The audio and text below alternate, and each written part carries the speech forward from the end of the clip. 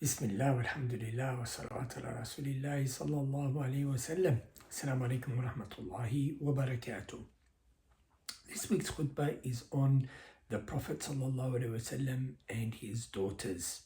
How was the Prophet sallallahu alayhi wa sallam with his dear daughters, radiyallahu anhun? May Allah be pleased with them. Rasulullah sallallahu alayhi wa sallam welcomed his daughters fully, thanking Allah subhanahu wa ta'ala and being so gracious with his daughters, and his dealing with his daughters was second to none. The Prophet sallallahu alaihi wasallam had Sayyidina Zainab, Sayyidina Fatima, Kulthum and Ruqayya radiyallahu anhum. And the Prophet sallallahu alaihi wasallam, his dealings with them was very special. Sayyidina Aisha radiyallahu anha says that when the daughter that was most similar to Rasulullah sallallahu alaihi wasallam in his character, in his dealing, in his speech even, was Sayyidina Fatima radiyallahu anha.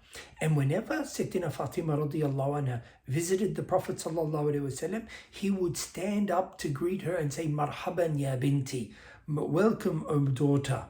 And he would stand up, he would welcome her, and he would kiss her between her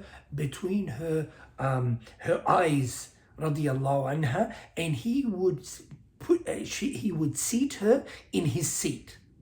And then whenever the Prophet ﷺ would meet Sayyidina Fatima radiallahu anha, she would stand up when the Prophet ﷺ would enter. She would welcome him, take his hand, kiss the Prophet ﷺ, and seat him in her place, radiallahu anha.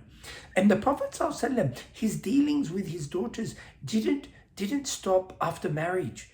The Prophet ﷺ said in the meaning of the hadith, whoever comes to you with noble character and good religion, then and wants to marry, then offer your daughter to him, or accept his marriage to your daughters. And if you do not do this, then there will be tribulations in the earth and widespread fitna, fasad, treachery in the earth. So the Prophet ﷺ chose the best of husbands for his daughters, radiyallahu anhum. And he always looked after his daughters, even after marriage. The Prophet ﷺ would often visit his daughters after marriage. One time the Prophet ﷺ visited Sayyidina Fatima and Sayyidina Ali radiyallahu anhu after Asha, and it was in the middle of the night, and he knocked on the door, and when they opened the door he said, "Ala tusalliyan," aren't you praying? Imagine going to visit them and remind them of praying in the middle of the night. Sallallahu alayhi wasallam. The Prophet ﷺ was also, he intervened whenever reconciliation was necessary. One time the Prophet ﷺ visited Sayyidina Fatima radiallahu anha, and he asked about Sayyidina Ali, and she said, we had a disagreement and he left the house. So the Prophet ﷺ found Sayyidina Ali radiallahu anhu in the masjid actually, and he was lying down, and the Prophet ﷺ went to him, and as soon as Sayyidina Ali saw him, he sat upright, and he had some dust on his face, and the Prophet ﷺ wiped the dust from his face and called him Abu Turab, the father of dirt. And joking with Sayyidina Ali, and he said, look, go back to your wife, go back to your wife. And the Prophet ﷺ reconciled them.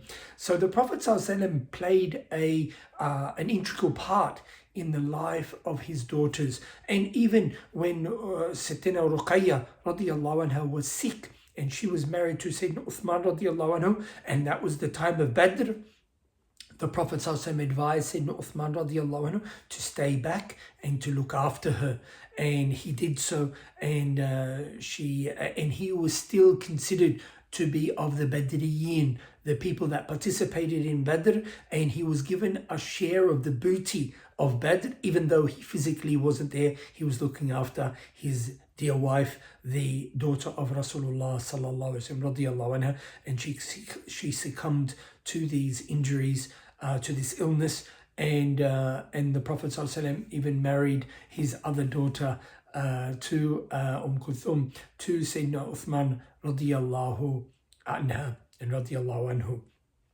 So imagine he was called Dhul Nurayn. He was the one of the possessor of two lights, the two lights of Rasulullah sallallahu alaihi wasallam. So we talk about this so we can take guidance from Rasulullah sallallahu alaihi wasallam, how we should be with our daughters, how we should be involved in their upbringing, how we should be involved in their marriage, how we should be involved even after their marriage. May Allah subhanahu wa ta'ala give us tawfiq to be good fathers to our daughters, good role models to our children, and also that we should be a place of comfort for our families, our daughters especially, that they can come and find comfort with us even after marriage. May Allah give us tawfiq to follow in the footsteps of the dear Prophet sallallahu alaihi wasallam. He, as he was with his family, as we will be with our families. Ameen ya Rabbil Alameen. Wassalamu alaikum wa rahmatullahi wa barakatuh.